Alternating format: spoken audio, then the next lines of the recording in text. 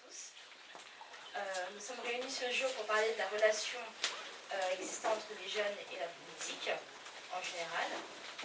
Et d'où la problématique, comment faire pour que la politique s'intéresse aux jeunes. Et puis on peut même aller plus loin en se demandant comment faire pour que nous, jeunes responsables d'organisations politiques ou associatives, fassions en sorte que les jeunes s'intéressent à la politique. C'est pour illustrer et puis pour nous aider à répondre à cette problématique que nous avons le plaisir d'accueillir Almami et Ali ce soir. Ce qu'on entend par l'action politique, faire de la politique, c'est finalement, et ça je vais l'apprendre à personne, mais je le redis parce que ça va mieux en disant, c'est avoir une projection sur la société, c'est avoir des idées, c'est les porter. Si au final ils ne se retrouvent pas dans ce qui existe déjà, pourquoi pas construire quelque chose de nouveau, une alternative. On nous dit à chaque fois d'être dans un pays libre. Si on est libre, je pense qu'on est libre de pouvoir réfléchir comme on veut, libre de pouvoir construire ce qu'on veut, ce que l'on souhaite pour notre avenir. Profondément à gauche, mais je crois que le défi pour nous, c'est de pouvoir avoir une autocritique sur ce qu'on n'a pas su faire. Et je pense qu'ils ont perdu toute notion de citoyenneté. Aujourd'hui, on a affaire à des représentants, bon, pas tous, mais je parle des plus connus. Ils ont fait de la politique un métier. Pour nous, la politique, ce n'est pas un métier. La citoyenneté, ce n'est pas un métier. Quand on représente des gens, on ne le fait pas pour se remplir les poches, on le fait pour les gens. Et le troisième niveau, là, je vais faire plaisir à mes amis d'émergence, c'est la déception qu'il y a vis-à-vis de la gauche. Quand je dis déception vis-à-vis de la gauche, je l'ai dit tout à l'heure, hier, sur une radio, mais ça serait si on aurait gagné, enfin je veux dire, si on avait été bon, on aurait gagné les différentes élections au niveau national. Si on n'a pas gagné les 2-3 dernières élections au niveau national, c'est bien qu'il y a un problème. Leur outil préféré, Internet, mais l'homme qui transmet à l'homme, ça se fait rare aujourd'hui. Alors nous on part d'un constat avant de poser des questions, c'est un certain conservatisme de la vie politique, tant à l'échelon local qu'à l'échelon national. On se pose donc plusieurs questions. Comment se fait-il qu'il y a eu un éloignement du politique, alors qu'au départ la politique c'est fait pour les gens. Voilà. Comment se fait-il que c'est verrouillé? Comment se fait-il que les jeunes aient peur de la politique, entre guillemets? Comment se fait-il que la politique ait peur des jeunes? Comment se fait-il qu'il n'y ait pas davantage de diversité dans les assemblées, dans les conseils municipaux, alors que par exemple même dans le Val-de-Marne, les listes sont normalement très diverses, c'est l'un des départements les plus diverses de France, et les listes qui sont présentées sont souvent, très âgées, très issus du même milieu, et ça pose aussi un problème de démocratie, parce que la démocratie c'est fait pour tous et pas uniquement pour une certaine catégorie de population. Des gens comme toi, des gens comme Ali, peuvent être des poids lourds pour la jeunesse, pour porter leurs valeurs, pour porter leurs revendications.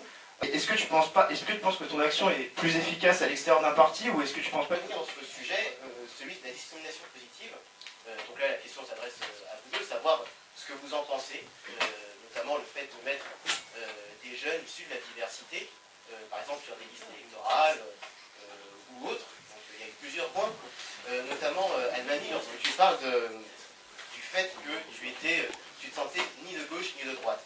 Alors, je t'avoue... Comment faire pour mettre en place des relais entre les populations et ces représentants-là? Parce que ce qu'il faut savoir, c'est que je suis un jeune socialiste, donc je pense justement à 2012, et comment faire pour que justement la politique justement s'intéresse aux jeunes et vice-versa. Et la quatrième question, c'est comment les partis politiques peuvent être attractifs.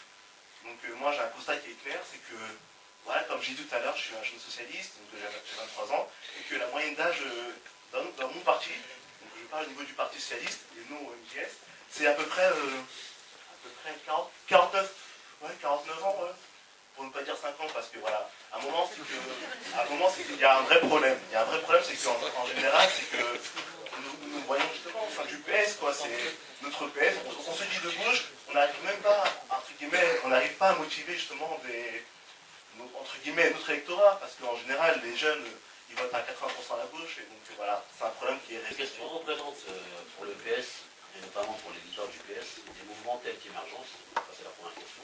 Est-ce que ça te dérange? C'est très critique vis-à-vis de nous. Au contraire, c'est notre optique. Et une deuxième question. Alors, ne pensez-vous pas que la jeunesse et les thèmes de la société tels que l'insécurité, les banlieues, l'immigration, l'islam, restent uniquement un fonds de commerce, tant pour la droite que pour la gauche, mais principalement pour le PS? Une question plus particulièrement à Ali. Existe-t-il de la discrimination au sein du Parti socialiste? Et c'est quoi la question? Une autre question là à vous deux. Autant Ali qu'à El Mami. El Mami qui se dit ni de gauche ni de droite. Des paroles que nous pouvons comprendre. Ali qui parle beaucoup d'autocritique sur les mesures ou les choses qui n'ont pas été faites par le Parti socialiste quand il a été en place. Je voudrais savoir maintenant ce que vous appelez des nouvelles mesures de gauche. Le fait de participer à une association, n'est-ce pas déjà prendre position, se placer vis-à-vis de la société et donc finalement faire les politiques? Parce que ça ne constitue pas une forme de mutation de la démocratie. Ensuite, on avait fait un certain nombre de remarques sur l'école, sachant que l'école doit former, préparer des citoyens, que de fait, les élèves à l'école expriment des positions qui sont de nature politique. Comment est-ce qu'on peut faire pour que cette envie de faire la politique puisse s'exprimer à l'école? Je ne sais pas si je traduis bien son propos. Ensuite, une question récurrente qui se pose en termes de démocratie, faut-il rendre le droit de vote obligatoire? Ce cadre, donc la question qui se pose, c'est de savoir comment est-ce que finalement on peut contrôler l'exercice du pouvoir. Effectivement, la classe politique aujourd'hui s'est permise de taxer de communautaires certaines organisations, qui pour moi sont aussi politiques. Mais ce que je n'admets pas, c'est qu'un parti politique qui cautionne, tu as souligné le bon terme tout à l'heure, une certaine forme de conservatisme, je dis c'est se foutre de la gueule, de se foutre de notre gueule, quoi. On va dire qu'on n'est pas adepte de l'hypocrisie. Si aujourd'hui encore on se pose ces questions, c'est qu'à un moment donné, ils n'ont pas voulu régler ces problématiques, je dirais, de conservateurs. Aujourd'hui, on veut nous faire croire que c'est un petit peu normal qu'il y ait un peu plus de blancs que d'autres. Je vais en venir à l'éducation nationale. Quand on se rend compte qu'aujourd'hui, qu'il y a des cours d'éducation civique,